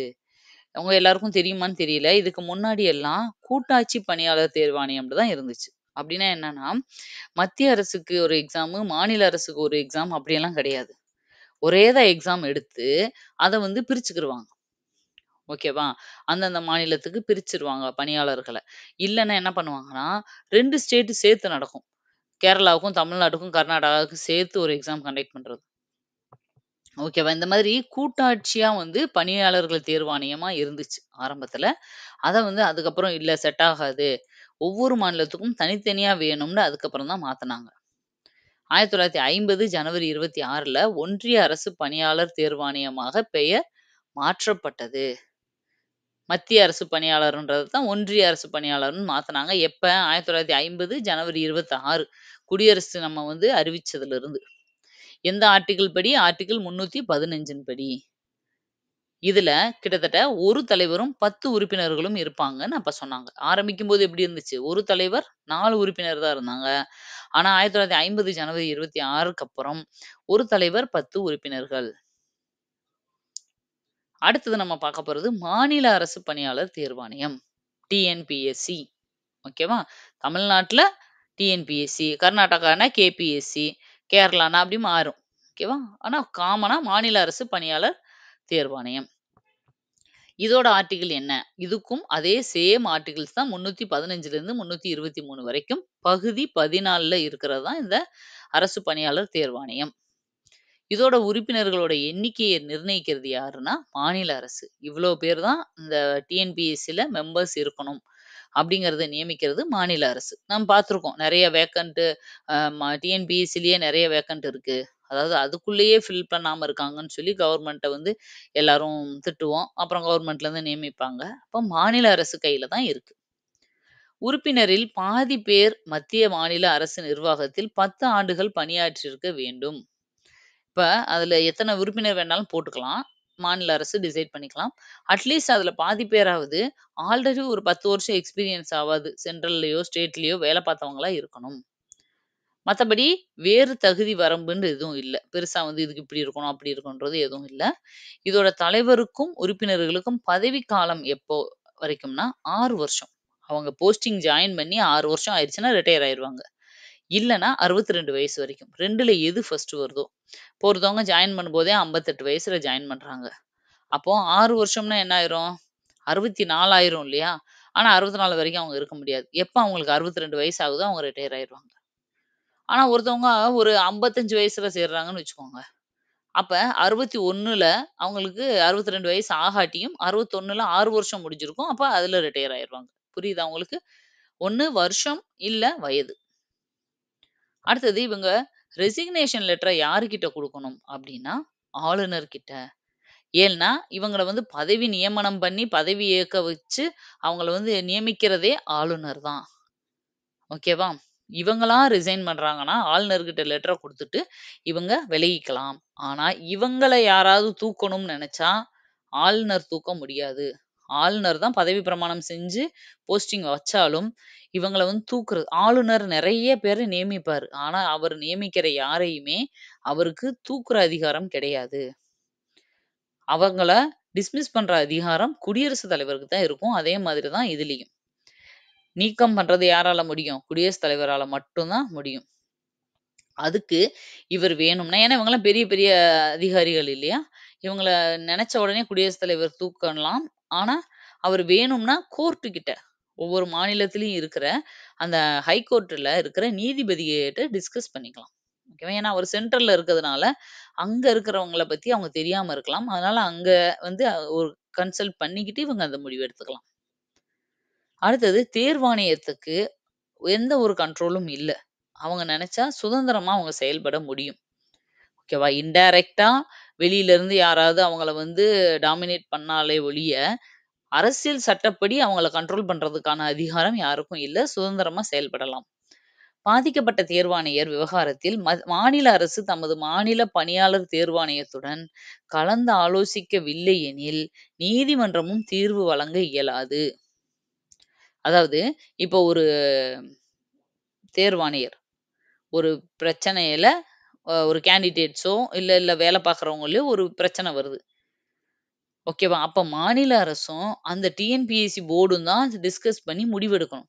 இவங்க 2 பேருமே இன்னும் டிசைட் பண்ணல. இவங்களுக்குள்ளேயே இன்னும் பேச்சுவார்த்தை போய்க்கிட்டு இருக்குன்னும்போது, 3வதா கோர்ட் உள்ள புகுந்து தீர்ப்பு சொல்லக்கூடாது. அப்படின்னு சுப்ரீம் கோர்ட்டே சொல்லியிருக்கு. நீ வெயிட் பண்ணு ஃபர்ஸ்ட்டு. அவங்களுக்குள்ள அவங்க என்ன முடிவு எடுக்குறாங்களோ எடுத்துட்டு வரட்டும். அதுக்கப்புறம் நீ உன்னோட சஜஷன சொல்லு அப்படிங்கிற மாரி.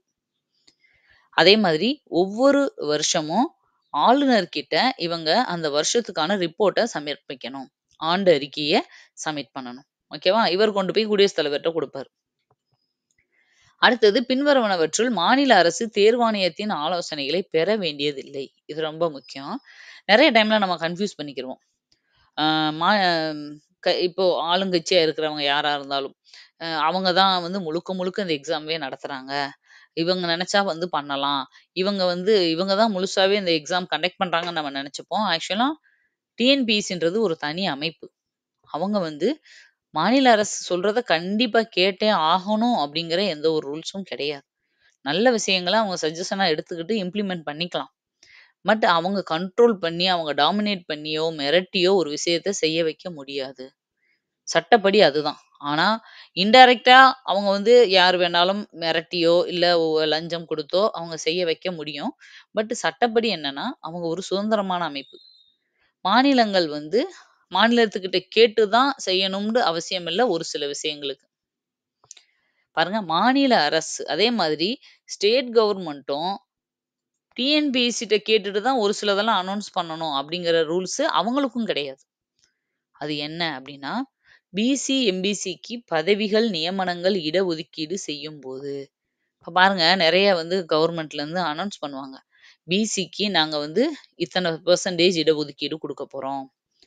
இப்ப ஸ்கூல், காலேஜ்ல படிக்கிற பிள்ளைங்களுக்கெல்லாம் இத்தன பெர்சன்டேஜ் நீட்ல நாங்க கவர்மெண்ட் ஸ்கூல்ல படிச்ச பிள்ளைகளுக்கு 7.5% ஒதுக்கிறோம். வன்னியர்களுக்கு இவ்வளவு ஒதுக்குறோம் அப்படின்னு அவங்களே தானே ஒதுக்குனாங்க. அதுக்கெல்லாம் ஒரு ஸ்டேட் கவர்மெண்ட் எல்லாத்துக்கிட்டயும் டிஸ்கஸ் பண்ணணும். அந்த தேர்வாணையத்துக்கிட்ட கேட்கணுன்ற அவசியம் இல்ல. இவங்க இத்தன பெர்சன்டேஜ் ஒதுக்கி குடுங்க. இப்ப பிசி, எம்பிசி, ஜெனரலு, அம் எஸ்சி, எஸ்டின்னு பிரிச்சு நம்மளுக்கு போஸ்டிங் குடுக்குறாங்க இல்லையா? கோட்டா படி இவங்களுக்கு இவ்வளோ பெர்சன்டேஜ்ன்னு. அதெல்லாம் டிசைட் பண்ணது மாநில அரசு தான பண்றாங்க. அந்த இதுபடி இவங்க ஆள் எடுத்து குடுக்குறாங்க. அவ்வளோதான். ஓகேவா? இந்த மாரி விஷயங்கள். இவங்களுக்கு இவ்வளவுன்னு ஒதுக்கீடு செய்யும்போது, மாநில அரசு தேர்வாணையத்துக்கிட்ட கேட்கணும்னு அவசியம் இல்ல. அதே மாதிரி எஸ்சி, எஸ்டிக்களின் கோரிக்கைகள் பரிசீலனைக்கு எடுத்துக் கொள்ளப்படும்போது, இப்போ பிற்படுத்தப்பட்டோர் வந்து ஏதோ ஒரு கோரிக்கைகள் மாநில அரசுகிட்ட வைக்கிறாங்க. அத வந்து அந்த கோரிக்கைய மாநில அரசு எடுத்து செய்யணும்னு நெனைக்குது. அந்த நேரத்துல அவங்க போயி, நாங்க வந்து இப்படி பண்ணலாம்ன்னு இருக்கோம். நீங்க வந்து கொஞ்சம் அவங்களுக்கு போஸ்டிங்க வந்து கூட்ட முடியுமா? இது பண்ண முடியுமான்னு கேட்கணுன்ற அவசியம் இல்ல. இவங்க சட்டம் போட்டா அவங்க செஞ்சு தான் ஆகணும். ஒரு சில விஷயங்கள்ல ஆளுநராலும் ஒரு சில போஸ்ட்டுகள் நியமிக்கப்படும். ஒரு சில விஷயங்கள ஆளுநரும் முடிவெடுக்கலாம். ரொம்ப ஸ்பெஷல் கேஸஸ்ல. ஆனா என்னன்னா, ஆளுநர் ஒரு 14 நாளைக்கு முன்னாடியே மாநில சட்டமன்றத்துல, ஓகேவா? மத்தியில இல்ல. மாநில சட்டமன்றத்துல வந்து அவர் சொல்லணும். நான் வந்து இந்த மாதிரி போஸ்டிங்ஸ் வந்து புதுசா வந்து ஆட் பண்ணலான்னு இருக்கேன். இந்த மாரி பண்ணலான்னு நெனைக்கிறேன். இவருக்கு இந்த போஸ்டிங் குடுக்கலான்னு நெனைக்கிறேன் அப்படிங்கிறத மாநில சட்டமன்றத்துல ஒப்புதல் வாங்கணும். அவர் நெனச்ச உடனே ஆளுநரா இருந்தாலும் பண்ண முடியாது. ஆனா, சட்டமன்றம் வந்து ஒப்புதல் குடுத்தா மட்டும் தான் இவரு அத பண்ண முடியும். ஒரு சில கேஸ்ல ஆளுநரும் போஸ்டிங் போட முடியும். ஆனா, அதுக்கு சட்டமன்றம் ஒத்துக்கறணும். ஒத்துக்கறணும்னா என்ன?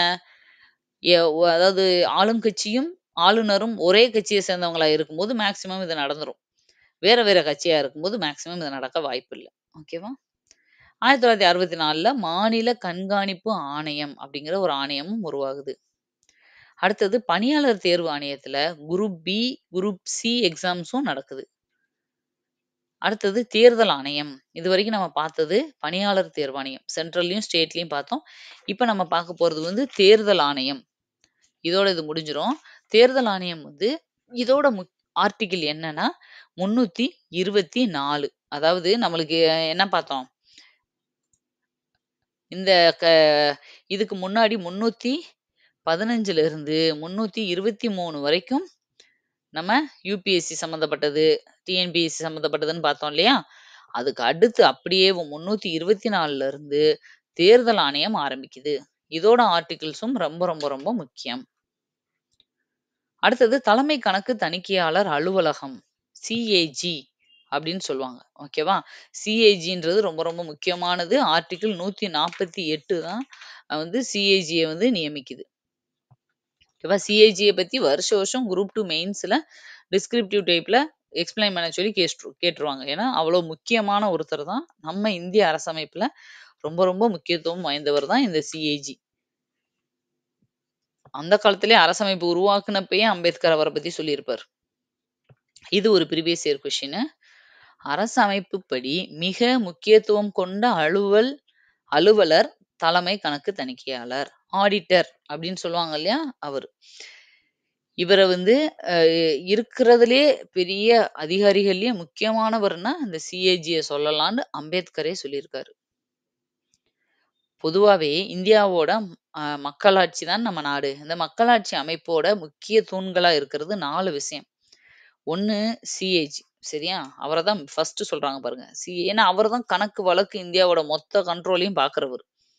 அடுத்தது உச்சநீதிமன்றம். ஓகேவா? அடுத்தது எலெக்ஷன் கமிஷன். அடுத்தது யுபிஎஸ்சி எக்ஸாம் எடுக்கிற கமிஷன். இந்த 4ம் ரொம்ப ரொம்ப முக்கியம். இந்த 4 தான் இருக்கிறதுலே மக்களோட நேரடியா தொடர்பு உள்ள மக்கள செலக்ட் பண்ற முக்கியமான ஒரு அமைப்புகள். அடுத்தது பாருங்க. நிதி நிர்வாகம். நாட்டோட வருவாயும், செல்வ பகிர்வும் ரொம்ப முக்கியம். நிதிய வந்து நிர்வாகம் பண்ண வேண்டியது ரொம்ப முக்கியமானது. அந்தபடி பார்க்கும்போது, முக்கியமான 4 காலகட்டங்கள வந்து நம்ம தாண்டி வந்திருக்கோம். 1 1765லேருந்து 1858 என்ன சொல்றாங்கன்னா, அமைப்பு உருவாக்கம் மற்றும் ஸ்திரப்படுத்துதல் காலம்னு சொல்றாங்க. இத புக்ல வந்து பெருசா கட்டம் போட்டு குடுத்துருப்பாங்க. அதுல பெருசா அப்படிலாம் தேவையில்ல நீங்க. மேலோட்டமா பார்த்தா போதும். 65 டூ அந்த நூற்றாண்டு. அத வந்து அமைப்பு உருவாக்கம் மற்றும் ஸ்திரப்படுத்துதல். அடுத்து 1860லேருந்து 1919 வரைக்கும். நம்ம சொன்னோம்ல ஒரு முக்கியமான சட்டம் வந்துச்சுன்னு, அப்ப வரைக்கும் முறைமைகள், செயல்பாடுகள், மேம்பாடு. ஒரு முறைப்படுத்துறது, எப்படி வந்து அத இம்ப்ளிமெண்ட் பண்றது அப்படிங்கிறதுக்கான மேம்பாடு நடந்த ஒரு காலகட்டம். 1919லேருந்து 47 வரைக்கும், சுதந்திரம் கிடைக்க வரைக்கும், மக்களாட்சி படுத்துதல் மற்றும் அதிகார பரவலாக்கல். ஓகேவா? மக்களாட்சிய வந்து எப்படி இம்ப்ளிமெண்ட் பண்றது? அதிகாரங்களை வந்து எப்படி பரவலாக்கி ஒரு கூட்டாட்சி அமைப்ப உருவாக்குறது. அடுத்தது 1950ல இருந்து இப்ப வரைக்கும் இருக்கிற காலகட்டம் என்ன அப்படின்னா, மக்கள் மயப்படுத்துதல். மக்கள மையமா கொண்ட அமைப்புகள உருவாக்கி, மக்கள வந்து மையமா வச்சு, அதிகாரங்கள பிரிச்சு உருவாக்குன நிதிகள வந்து அ பங்கீடு பண்ற மாதிரி ஒரு அமைப்பு இப்ப நடந்துட்டு இருக்கு. அடுத்து இந்த நிதிநிலை அறிக்கை சுற்று. இந்த ஒவ்வொரு தடவையும் பட்ஜெட் தாக்கல் பண்ணுவாங்க இல்லையா? அந்த பட்ஜெட்டு என்னென்னலாம் தாண்டி வரணும்? என்னென்ன ஸ்டெப்லாம் இருக்கும் அந்த பட்ஜெட் தாக்கல்ல அப்டின்னா, ஃபர்ஸ்ட்டு தயாரிப்பு மற்றும் தாக்கல். ஃபர்ஸ்ட்டு அத தயாரிக்கணும். அப்புறம் அத தாக்கல் பண்ணணும். அதுக்கு அடுத்து ஒப்புதல் வழங்கணும். இது இன்னொரு லெசன்ல டீட்டெயிலா பார்ப்போம். எப்படி தயாரிப்பாங்க? அத தாக்கல் பண்றதுக்கு எத்தன பேரு வந்து எத்தன நாளைக்கு முன்னாடி தாக்கல் பண்ணணும்? ஒப்புதல் வந்து மெஜாரிட்டி எத்தன பேர் குடுக்கணும்? மைனாரிட்டி ஓட்டு எப்ப வாங்கணும்? அதுக்கு முன்னாடி இதெல்லாம் என்னென்னமோ ஸ்பெஷல் ஃபங்ஷன்லாம் பண்ணுவாங்க. ஓகேவா? பட்ஜெட் தாக்கல் பண்றதுக்கு முன்னாடி. இந்த மாதிரி விஷயங்கள் எல்லாமே நம்ம வந்து இன்னொரு லெசன்ல டீட்டெயிலா படிப்போம். இப்ப என்னன்றத மட்டும் தெரிஞ்சுக்கோங்க. அதுக்கடுத்து 3வது நிர்வாகம் மற்றும் தணிக்கை. நிதிநிலை அறிக்கை. நிதிநிலை அறிக்கைன்னா என்ன? அதுல என்ன இருக்கும் அப்டின்னா, கடந்த ஆண்டுல என்னெல்லாம் செலவு ஆச்சு? ஓகேவா? அத ஃபர்ஸ்ட்டு சொல்லுவாங்க. இப்போ நடப்பு ஆண்டோட நிதிநிலை. போன வருஷம் நம்ம போட்ட பிளான்ல இவ்வளவு செலவாயிருச்சு. பேலன்ஸ் இவ்வளவு மிச்சம்.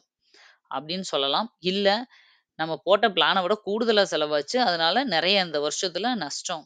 நெறைய கடன் இருக்கு அப்படின்னு சொல்லுவாங்க. நடப்பு ஆண்டுல நம்மட்ட எவ்வளவு நிதி இருக்கு? இந்த நிதிய வச்சு அடுத்த வருஷம், அடுத்த ஆண்டிற்கான முன்மொழிவு. நெக்ஸ்ட் இயர் என்ன பண்ணலாம்னு பிளான் பண்ணியிருக்கோம். இந்த 3 பத்தியும் இருக்கிறது தான் நிதிநிலை அறிக்கை. நிதி ஆண்டுன்னா என்ன? நிதி ஆண்டு அப்படின்னா, ஃபினான்சியல் இயர் அப்படின்னு சொல்லுவோம் இல்லையா? அததான் நிதி ஆண்டுன்னு சொல்றாங்க. இப்போ இந்த நிதி ஆண்டு 1860 வரைக்கும் எப்ப இருந்துச்சுன்னா, மே 1ஆம் தேதி ஆரம்பிச்சுரும். இந்த வருஷத்துக்கான ஃபினான்சியல் இயர் மே 1ல ஆரம்பிச்சு, நெக்ஸ்ட் இயர் ஏப்ரல் 30 வரைக்கும் இருக்கிறது தான் ஒரு ஃபினான்சியல் இயர். இது 1860 வரைக்கும். ஆனா, 1866க்கு அப்புறம் 1 மந்த் இத அப்படியே ஸ்கிப் பண்ணிட்டாங்க. ஏப்ரல் 1லேருந்து மார்ச் 31 வரைக்கும். மார்ச்ல 30 இல்ல, 31 நாள் இருக்கு. அதனால 31. ஓகேவா? ஏப்ரல் 1லேருந்து இப்ப வரைக்கும் நம்ம இத தான் ஃபாலோ பண்ணிட்டு இருக்கோம். ஏப்ரல் 1 ஸ்டார்ட் ஆச்சுன்னா, அந்த ஃபினான்சியல் இயர் இயர் வந்து ஸ்டார்ட் ஆயிரும். டாக்ஸ் ஃபைல் பண்றவங்க எல்லாமே பண்ண ஆரம்பிச்சுருவாங்க. மார்ச், ஏப்ரல்ல. ஏப்ரல் 1லேருந்து அடுத்த வருஷம் மார்ச் 31 வரைக்கும் ஃபினான்சியல் இயரா நம்ம வந்து ஃபாலோ பண்ணிட்டு இருக்கோம். இது எது மாதிரின்னா, இங்கிலாந்து மாதிரி தான் நம்ம ஃபாலோ பண்ணிட்டு இருக்கோம். இங்கிலாந்துல இந்த முறைய தான் ஃபாலோ பண்றாங்க. அடுத்தது வரிகள்னு பார்த்தோம்னா, நேரடி வரி, மறைமுக வரின்ட்டு 2 இருக்கு. இதுல நம்ம புக்ல பெருசா குடுத்துருப்பாங்க. ஓகேவா? அவ்வளோலாம் நீங்க தெரியணும்னு அவசியம் இல்ல. நேரடி வரிகள்னா என்ன? மறைமுக வரின்னா என்னன்னு தெரிஞ்சுக்கங்க. அது மாரி ஒவ்வொரு டிபார்ட்மென்ட்க்கு கீழயும் என்ன வரும்ன்றதையும் ஒரு பெரிய ஒரு புக்குல வந்து கட்டம் குடுத்து குடுத்துருப்பாங்க. அதுவும் அவ்வளோ பார்க்கணும்னு அவசியம் இல்ல. பாருங்க, நேரடி வரியில நம்ம ஐடி இன்கம் டாக்ஸ் பே பண்றோம் இல்லையா? அது, கார்ப்பரேட் பெரிய பெரிய கம்பெனிஸ் கட்டுறது, இந்த மாதிரி விஷயங்கள் எல்லாம் இந்த நேரடி வரியில வரும். கொஞ்சம் வசதியான பணக்கார விஷயங்கள்லாம் இதுல வரும்னு வச்சுக்கோங்களேன். நேரடியா அவங்க வந்து டாக்ஸ் பே பண்றதெல்லாம் இதுல வந்துரும். மறைமுக வரினா என்னன்னா, நம்ம நேரடியா போக மாட்டோம். ஆனா நம்ம வேற ஒரு பொருளுக்கு கட்டுற பணம் மூலமா, அதுல ஒரு பங்கு மட்டும் வரியா வந்து கவர்மெண்ட்டுக்கு போயிரும். நம்மளுக்கே தெரியாது நம்ம வரி கட்டிட்டு இருக்கோம்ன்னு. அது நம்ம சாதாரண எல்லா விஷயத்திலயும். ஜிஎஸ்டி அப்படிங்கிற பேர்ல சோப்பு, பேஸ்ட் எல்லாத்துலயும் கட்டுறோம் இல்லையா? அது. டோல்கேட்டுக்கு நம்ம பணம் கட்டுறோம் இல்லையா? அப்ப டாக்ஸ்ன்னு சொல்லியா நம்ம கட்டுறோம்? இல்ல. ஆனா அதுல ஒரு பங்கு கவர்மெண்ட்டுக்கு டாக்ஸா போயிரும். இது இல்லாம சர்வீஸ் டாக்ஸ்ன்னு சொல்லுவாங்க. ஒவ்வொரு இடத்துலயும் சர்வீஸ் டாக்ஸ் வாங்குவாங்க. சேவை வரி, முத்திரை தாள் வரி. அதாவது நம்ம இடங்கள்லாம் வாங்குனோம்னா, டாக்குமெண்டேஷன் பண்றோம்ல, அதுக்கான பணம். அப்புறம் ஆடம்பரம், சினிமாவுக்கு போனா, ஹோட்டலுக்கு போனா செலவழிக்கிறோம்ல, அந்த இதுக்கானது. இப்ப சினிமாக்கு டிக்கெட் எடுக்குறோம். அதுல ஜிஎஸ்டி உள்ள போட்டிருப்பாங்க. அடுத்தது விற்பனை. ஒரு பொருள விக்கிறோம். கலால் வரி இது எல்லாமே நம்மளுக்கு மறைமுக வரியில வந்துரும். இந்த மாரி 2 வகையான வரிகள் நம்ம நாட்டுல பின்பற்றப்பட்டு வருது. சமையல் எரிவாயு, பெட்ரோல், டீசல், வான் எரிபொருள், இயற்கை எரிவாயு, மது தவிர ஏனைய பொருட்கள் அனைத்தும் மதிப்பு கூட்டு வரியில் அடங்கும். விஏடி வேல்யூ ஆடட் டாக்ஸ் அப்படிங்கிறதுல மத்த எல்லாமே அடங்கும். எது தவிர, இத தவிர, இது மட்டும் கிடையாது. ஓகேவா? இது தவிர மத்த எல்லாத்துக்கும் வேட் வந்து நம்மதுல இருக்கு. இவ்வளோதான் இந்த லெசன். இதுல நம்ம என்ன பார்த்தோம்? உங்களுக்கு கொஞ்சம் அந்த லெசன் வந்து கொஞ்சம் கடுப்பா தான் இருக்கும். பட் ஒண்ணும் இல்ல. பார்த்துட்டீங்கன்னா பாயிண்ட்ஸ் ரொம்ப கம்மி தான். இந்தியாவுல நிர்வாக அமைப்பு எப்படி இருக்கு? எப்படி மாநிலங்கள், மாவட்டங்களா பிரிக்கிறோம்? அதுக்கப்புறம் அந்த கண்ட்ரோல் பண்றதுக்கு ஆணையங்கள் என்னென்னலாம் உருவாக்கியிருக்கு? ஐபிஎஸ், ஐஎஃப்எஸ் அமைப்புகள் எப்படி இருக்கு? அதே மாதிரி யுபிஎஸ்சி, டிஎன்பிஎஸ்சி, அப்புறம் மத்திய தேர்தல் ஆணையம், மாநில தேர்தல் ஆணையம். அதுமாரி வருஷம் வருஷம் நிதிய எப்படி வந்து நம்ம பகிர்றோம்? எப்படி அறிக்கை தாக்கல் பண்றோம்? வரிகள் வந்து எத்தன வகையான வரிகள் வந்து இந்தியால இருக்கு? இவ்வளோதான் இந்த லெசன். புரிஞ்சிருக்கும்னு நெனைக்கிறேன். நீங்க உங்க லெசன எடுத்து பார்த்தீங்கன்னா, நெறைய வதவதன்னு இருக்கும். ஜஸ்ட் ஒரு தடவ கோ த்ரூ பண்ணிட்டு, இதுல இருக்க பாயிண்ட்ஸ நீங்க இப்படியே காப்பி அடிக்காதீங்க. உங்களோட ஸ்டைல்ல நீங்க ஹிண்ட் மாரி எழுதி வச்சுக்கோங்க. சரியா? இப்போ சமையல் எரிவாயு, பெட்ரோல், டீசல் இவ்வளோ இருக்கு இல்லையா? இத உங்களுக்கு புரியணும்ன்றதுக்காக, இது தவிர ஏனைய பொருட்கள் அனைத்தும் மதிப்பு கூட்டு வரியில் அடங்கும் அப்படின்னு நான் எழுதியிருக்கேன். நீங்க எப்படி பண்ணலாம் இத ஷார்ட்டானா, இந்த அம் சமையல் கேஸ், பெட்ரோல், டீசல், ஃப்ளைட்டு இது அப்படின்னு ஷார்ட்டா உங்களுக்கு தெரிஞ்ச இங்கிலீஷ்லயோ, ஹிந்திலயோ என்ன லாங்குவேஜ்ல எழுதுவீங்களோ எழுதிட்டு, இதுக்கெல்லாம் டிக் அடிச்சுக்கிறலாம். வேட் வந்து கிடையாது இன்ட்டு, ரிமைனிங் வேட் இருக்கு டிக்கு. இந்த மாதிரி கூட ஷார்ட்டா நீங்க எழுதி வச்சுக்கலாம். சரியா? அந்த நோட்ஸ் உங்களுக்கு புரியணும். அவ்வளோதான். அதனால தான் நான் ஜிகேக்கு மட்டும் ஹேண்ட் ரிட்டன் நோட்ஸ் பிடிஎஃப் குடுக்க மாட்டேன். உங்களுக்கு வீடியோவா குடுக்குறேன். நீங்க அத ஒரு மாடலா வச்சுட்டு நீங்க ப்ரிப்பேர் பண்ணிக்கோங்க. ஏன்னா, நான் எழுதுறது உங்களுக்கு புரியாது. அத ஒருத்தர் எக்ஸ்ப்ளைன் பண்ணணும். நீங்க சும்மா அப்படியே படிச்சீங்கன்னா, கண்டிப்பா அதுல நெறைய விஷயங்கள தப்பா படிப்பீங்க. புரிஞ்சுக்காம அது தப்பாவே போயிரும். அதுக்காக தான் ஒன்ஸ் பார்த்துட்டு புக்கையும் வச்சுட்டு நீங்க வந்து உங்களுக்கு புரியிற மாரி நோட்ஸ் எடுத்துக்கங்கன்னு நான் சொல்றேன். ஓகே. இதுக்கப்புறம் கன்டினியூஸா நம்ம சேனல்ல வீடியோஸ் வந்துட்டே இருக்க போது, நீங்க வந்து நம்மத பார்த்து நீங்க நோட்ஸ் எடுத்துட்டு ஜிகேல இத மட்டும் படிச்சாலே போதும். கண்டிப்பா பாஸ் பண்ண முடியும். உங்களுக்கு நம்மளோடதுல டெஸ்ட் பேட்ச்ல ஜாயின் பண்ற ஐடியா இருந்துச்சுன்னா, அத பத்தின டீட்டெயில்ஸ் கேட்கணும்னா, கீழ நம்பர் குடுக்குறேன். அதுல கான்டாக்ட் பண்ணுங்க. இல்ல நம்மளோட வெப்சைட்டோட அந்த அப்ளிகேஷனோட ஐடி கீழ இருக்கும். டெஸ்ட் பேட்ச்ன்னு போட்டு, அதுல கிளிக் பண்ணி நீங்க நேரடியா போய் ஜாயின் பண்ணிக்கலாம். ஓகே. Thank you. அடுத்து இன்னொரு வீடியோல உங்கள மீட் பண்றேன். பை.